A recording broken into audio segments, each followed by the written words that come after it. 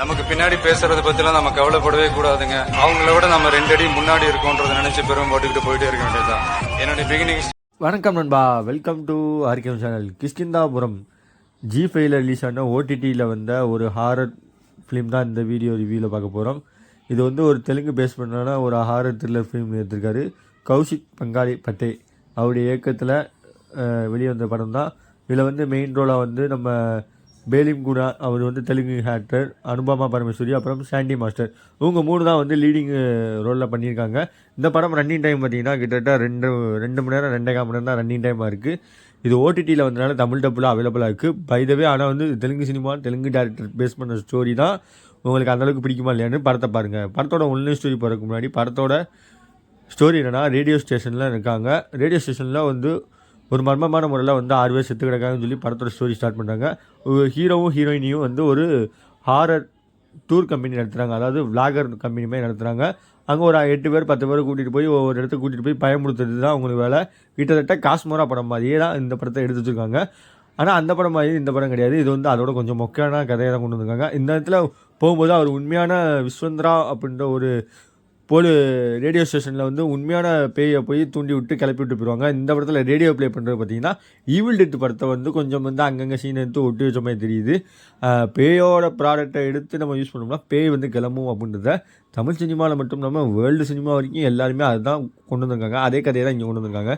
இதில் வந்து ஃப்ளாஷ்பேக்கில் நம்ம சாண்டி வந்து ஒரு லேடி கிட்ட போட்டு வந்து மிரட்டுற காட்சிகளும் சரி, அனுபமா வந்து ஹீரோயினியாக பார்த்துருப்பீங்க, பேயாக பார்த்தது இல்லையா அப்படின்றத, இந்த பேயை என்னடா பண்ணி வச்சுருக்கீங்க 2-3 சீனில் அனுபமா பரண அடிக்கிறாங்க செகண்ட் ஹாஃபில் அப்படின்ற மாதிரி காட்சிகள்லாம் வந்து பார்த்துருப்பீங்க. ஹீரோ வந்து மெயினான ரோலு. அவங்க வந்து அந்த 8 பேரை வந்து காப்பாற்றுறக்க பேலன்ஸ் மொத்தம் 11 பேர் போயிருப்பாங்க. 3 பேர் செத்துருவாங்க. அது செத்ததுக்கப்புறம் பேலன்ஸ் இருக்காங்க பாதி பசங்களை வந்து காப்பாற்றுறதுக்காக ஹீரோ எந்த அளவுக்குலாம் மெனுக்கட்டுறாங்க தான் படத்தோட மீதி கதையாக வச்சுருக்காங்க. இதில் வந்து நம்ம சாண்டி மாஸ்டர் வந்து நெகட்டிவ் ரோலில் வந்து சூப்பராகவே மிரட்டியிருக்காருன்னு சொல்லலாம். ஹாரர் பேரில் ஒரு ஹேண்டிகப் மாதிரி, அதாவது ஒரு ஹேண்டிகப் தான், கிட்டத்தட்ட ஹேண்டிகப் மாதிரி தான் ஒரு கெட்டப்பில் வந்து மிரட்டி தள்ளியிருக்காரு. அவர் பேய் மாதிரி பார்த்ததில்ல, பேய் மாதிரி நடிச்சிருக்காருன்னு சொல்லலாம். அந்த விதத்தில் நடிச்சிருக்காரு. ஹீரோ வந்து பெருசளவு நம்மளுக்கு தெரியல, ஆனால் பேர் தெரியுது. ஆனால் வந்து அவர் அந்தளவுக்கு ஆக்டிங் பண்ணியிருக்காருன்னு பார்த்தீங்கன்னா பேரளவுக்கு ஆக்டிங் பண்ணியிருக்காரு. படத்தோட பேக்ரவுண்டு எடிட்டிங் இதெல்லாம் வந்து கொஞ்சம் விஷுவல் வந்து சூப்பராக தான் இருக்குது.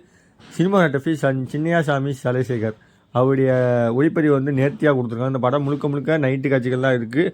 அது காட்சிகள் வந்து நிறையாவே பார்த்துருக்காங்க. அது மட்டும் இல்லாமல் ஒளிப்பதிவுக்கு ஏற்ற மாதிரி எடிட்டிங் கொடுத்துருக்காங்கன்னா பார்த்தீங்கன்னா ஒளிப்பதிவுக்கு ஏற்ற மாதிரி எடிட்டிங் கொடுத்துருக்காங்க. நான் எடிட்டிங் வந்து ஒளிப்பதிவுக்கு கூடுதலாக கொடுத்துருக்கணும். ஒரு சீனில் வந்து அனுபமா வந்து அந்த பூசாரியை பிடிச்சிக்கிட்டு ரோல் பண்ணுற காட்சிகள், அதே மாதிரி அங்கிட்டு சாண்டி மாஸ்டரோட காட்சிகள், அந்த கேமரா ஆங்கிள் வச்ச காட்சிகளை நீங்கள் பார்த்துருந்தீங்கன்னா தெரியும். அந்த ஒரு பிசுறு தட்டுற காட்சிகள் வந்து எடிட்டிங்கில் கொஞ்சம் லேக் ஆகுது. அது எடிட்டிங்கில் கொஞ்சம் மேட்ச் பண்ணிக்கலாம். ஏன்னா ஒளிப்பதிவுக்கு தகுந்த மாதிரி தான் எடிட்டிங் பண்ண முடியுன்றதை கச்சிதமாக படக்குழுக்கு வந்து நிமிச்சிருக்காங்க. இந்த படம் ஓடிடிவில் அவைலபிளாக இருக்குது. One time holler watchable movie. படம் ஃபஸ்ட் ஹாஃப் பார்க்கும்போது என்னடா படம் கொஞ்சம் ஸ்லோவாக அப்புறமே இருந்துச்சு. செகண்ட் ஹாஃப் இன்டர்வல் வரைக்கும் கொஞ்சம் விறுவிறுப்பாக போச்சு. செகண்ட் ஹாஃபுக்கு அப்புறம் வந்து கிளைமேக்ஸில் கிரெஞ்சாமே முடிச்சு அப்படியே ஏதோ பார்ட் 2க்கு லீடு கொடுக்குற மாதிரி முடிச்சிருக்காங்க.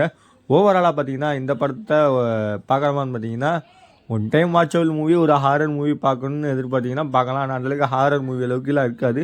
அந்த திடீர்னு அந்த பைலட்டு 3 பேர் சாகிற காட்சிகளை, 2 பேர் சாகிற காட்சிகளை வந்து திடீர்னு கொண்டு வரனால சில காட்சிகளை வந்து என்னடா திடீர்னு கொண்டு வரனால யார் இவங்க என்ன கதை அப்படின்னு கொஞ்சம் யோசிக்கிறதுக்கே கொஞ்சம் லேக் ஆகிற மாதிரி இருக்குது ஸ்டோரி பிளேயில் பார்க்கும்பொழுது.